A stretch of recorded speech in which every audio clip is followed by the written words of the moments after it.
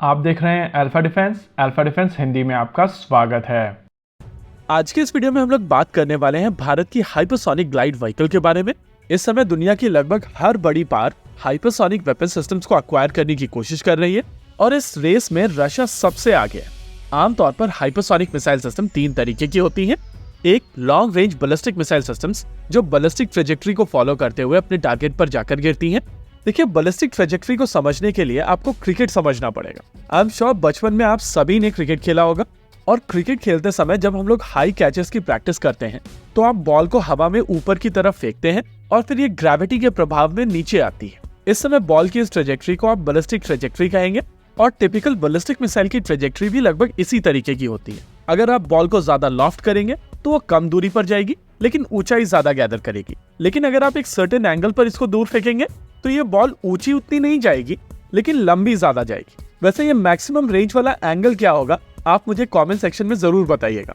Hint दे देता हूँ, class 10 की ट्रिग्नोमेट्री। दूसरी तरीके की मिसाइल सिस्टम होती है हाइपरसोनिक क्रूज मिसाइल सिस्टम्स जो शुरू से लेकर लास्ट तक पावर्ड रहती हैं।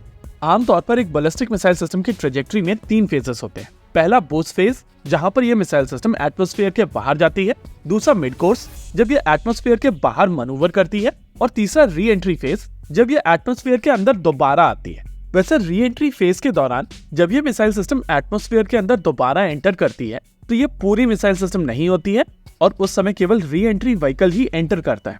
अब यहाँ पर मल्टीपल री एंट्री व्हीकल्स हो सकते हैं या फिर सिंगल री एंट्री व्हीकल हो सकता है। इसके अलावा ये री एंट्री व्हीकल भी अपने इंडिपेंडेंट टारगेट्स को भी जाकर लग सकते हैं जिनको मर्व कहा जाता है, या फिर ये एंड मोमेंट पर मनूवर कर सकते हैं जिनको मार्व कहा जाता है।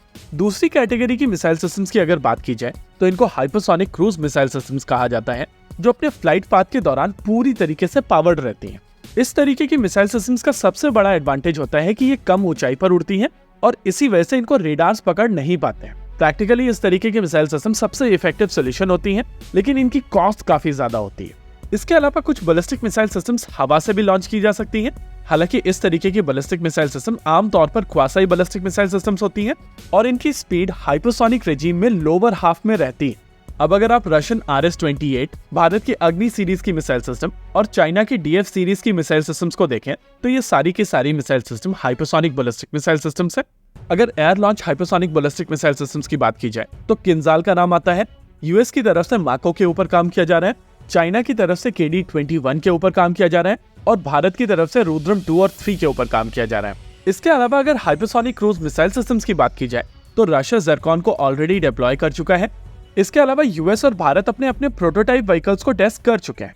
लेकिन एक तीसरी तरीके का हाइपरसोनिक व्हीकल है जो बैलिस्टिक मिसाइल सिस्टम्स के सभी नेगेटिव्स को दूर करके लगभग क्रूज मिसाइल सिस्टम वाली कैपेबिलिटीज दे देता है और इस सिस्टम को कहते हैं हाइपरसोनिक ग्लाइड व्हीकल। इस तरीके के व्हीकल्स को आमतौर पर बैलिस्टिक मिसाइल सिस्टम के ऊपर माउंट किया जाता है और एक बार जब ये बैलिस्टिक मिसाइल सिस्टम बूस्ट कर जाती है उसके बाद ये हाइपरसोनिक ग्लाइड व्हीकल अपना काम शुरू कर देता है।